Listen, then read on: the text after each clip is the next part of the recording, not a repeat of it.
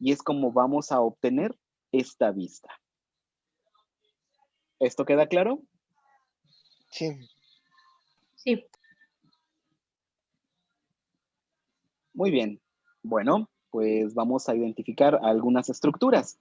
A ver, dijimos que necesitábamos dos cosas para obtener una vista cardíaca. ¿Cuál era la primera cosa que sumamos? ¿Cuál era el primer elemento de nuestra ecuación? La ventana. Excelente. ¿Qué ventana es esta? Una ventana para externar larga. Para externa. Para externar. Para external. Muy bien. En esta ventana para external, si el indicador del transductor está hacia el hombro del derecho, ¿cuál es el segundo elemento de nuestra ecuación? El eje largo. El eje. ¿El plano cardíaco o el eje cardíaco? Muy bien. ¿Y este qué tipo de eje es? Largo. ¿Vertical o horizontal? Vertical. Vertical. Vertical. Vertical. O sea, es un eje largo, ¿verdad? Vertical. Muy bien, excelente, compañeros. Y el resultado de sumar la ventana más el plano, ¿qué nos daba? La vista. Una La vista. vista. La vista. Y en esta vista vamos a tener al ventrículo izquierdo, al ventrículo derecho, la aorta ascendente, la aorta descendente, válvula mitral, claro, tiene que funcionar. Y ya lo tienes. ¿Qué tuvo de difícil?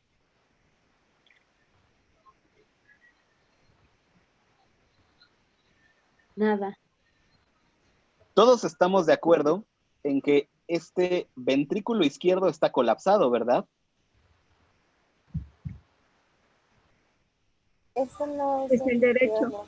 Ok, muchas gracias. Muchas gracias. La válvula tricuspidea parece tener disfunción de los músculos papilares.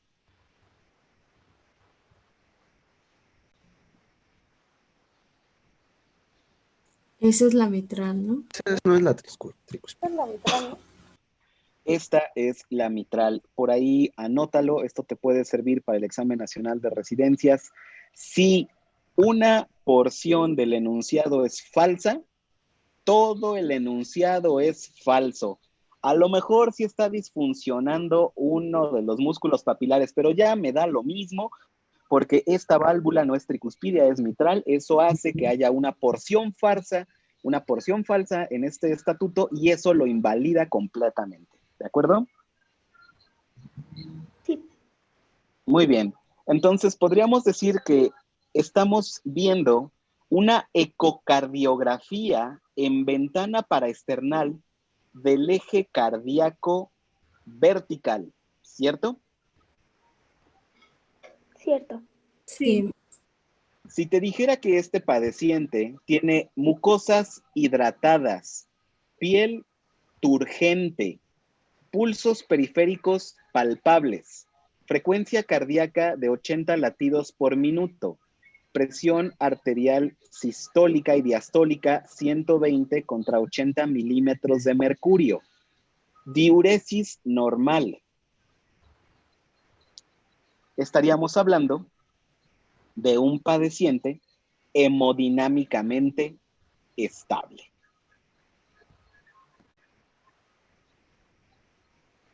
Sí. ¿Queda claro, compañeros?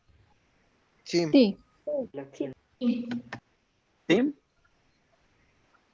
De acuerdo. Nos acordamos todos de ciclo cardíaco, ¿verdad?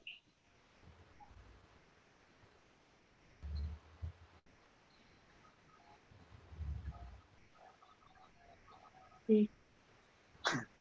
Bueno, me complace, me tranquiliza saber que nos acordamos. Bien, ¿qué te puedo recomendar un poco al respecto de este tipo de estudio? Hay que pegarse bien al esternón, no estar sobre él porque no vamos a ver absolutamente nada, pero no te alejes mucho, no llegues a la línea medio clavicular, no llegues... Hay compañeros que andan buscando esta vista en la línea axilar anterior. No, no es una lecura. Quédate muy cerca del esternón y eso va a funcionar, ¿de acuerdo? Cambia las ventanas y cambia los ejes en función de que obtengas la mejor visualización cardíaca. Y es muy importante recordar que si estás teniendo muchos problemas para realizar un estudio tan fácil, Cuidado, cuidado, muy probablemente tu padeciente tiene algún grado de enfermedad pulmonar obstructiva crónica. Y entonces a lo mejor él iba por cualquier otro motivo, a lo mejor iba por una sensación de opresión torácica, por lo que tú quieras, pero tú no puedes completar la visualización cardíaca adecuada con esta técnica, no necesariamente estás fallando tú, probablemente, y si recuerdas los principios de la ecocardiografía y de la ultrasonografía en general, probablemente tu padeciente tiene enfermedad pulmonar obstructiva crónica. Y en ese caso, ¿qué estudio solicitarías para confirmar o desechar el diagnóstico?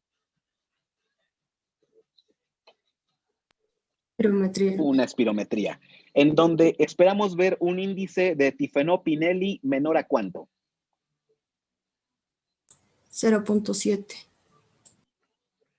Muy bien, excelente. Y si nos dieran una gráfica volumen-flujo,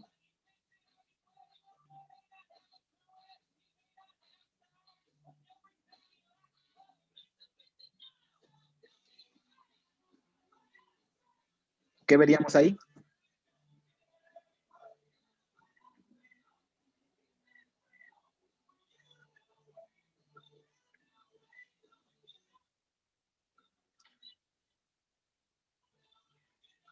Acuérdate, cuidado, cuidado, sí, te equivocas, precisamente porque te acabo de dar una clave importante. Si una parte del estatuto es falsa, todo es falso. ¿Qué es una gráfica flujo-volumen? A ver, si el flujo comprende al volumen. A lo mejor una flujo-tiempo, ¿no? Esa la podríamos tener. Entonces, mucho cuidado, acuérdate que en el caso de la enfermedad pulmonar obstructiva vamos a ver un índice de tifenó menor a 0.7, es decir, menor al 70%, o estaríamos viendo una concavidad en la gráfica en lugar de una pendiente descendente continua, ¿de acuerdo? Eso es lo que estaríamos viendo en nuestras espirometrías. Pero a través de la visualización cardíaca tú podrías inferir que existe alguna patología pulmonar. Muy bien. Esto tendría que ser lo principal con respecto al eje largo. El eje corto, ya te he mencionado que va a comparar algunas estructuras, pero que por practicidad vamos a evitarlas por este momento, ¿de acuerdo? No es que no las puedas ni las debas aprender, ya trabajaremos con ellas, sin embargo, me podría distraerte. La vista del eje paraesternal corto, lo único que va a hacer es cambiar el indicador de posición. No lo vas a dirigir hacia el hombro del paciente, lo vas a dirigir hacia la cresta ilíaca derecha del paciente y entonces vas a entrar al eje cardíaco corto o al longitudinal, en donde vas a poder comparar al ventrículo izquierdo con el ventrículo derecho. ¿Cuál va a ser el resultado? Precisamente. Un corte en el que nosotros podemos ver al ventrículo izquierdo con su prominencia miocárdica con respecto al ventrículo derecho y por supuesto separado por el septo interventricular. ¿Esto queda claro, compañeros? La única diferencia es que el indicador de posición, tu pulgar, no debe de apuntar hacia el hombro del derecho, sino hacia el hombro del derecho, ¿eh? Es muy evidente que es viernes por la tarde. No debe de apuntar al hombro derecho del padeciente, debe de apuntar a la cresta ilíaca derecha del padeciente. ¿De acuerdo? Sí. Sí. De acuerdo. Si tuvieras que visualizarlo, nosotros vamos a generar un desplazamiento que originalmente estaba hacia el hombro derecho y ahora está apuntando hacia la cresta ilíaca. Pero estamos en la misma posición, estamos en la ventana paraesternal. Observa cómo el explorador tiene la visión del eje largo, del eje longitudinal, y ahora giró en 90 grados apuntando a la cresta ilíaca y ha obtenido el eje corto cardíaco. No ha hecho nada más, no ha hecho un movimiento de deslizamiento errático, nada, solamente giró. Y el resultado es la visualización ventricular izquierda, ventricular derecha e interventricular. ¿Va bien? Sí. Sí. Muy bien, de acuerdo.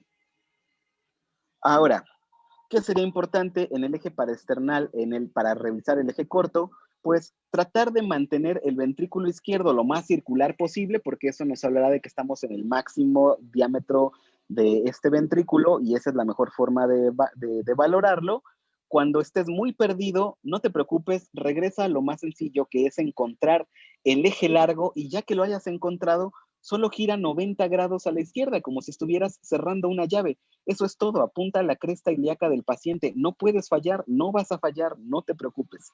Y ten mucho cuidado por lo siguiente. Estas imágenes que vas a captar dependen mucho del nivel del corazón. Si el paciente tuviera insuficiencia cardíaca por megalocardia o el motivo que tú quieras, o tuviera desplazado el corazón hacia la izquierda por alguna hernia diafragmática o por alguna lesión abdominal que estuviera generando un compromiso volumétrico, bueno, pues el corazón evidentemente se va a desplazar y lo único que tenemos que hacer es perseguirlo. Pero en ese sentido aplica exactamente lo mismo que ya dijimos. Buscas el eje largo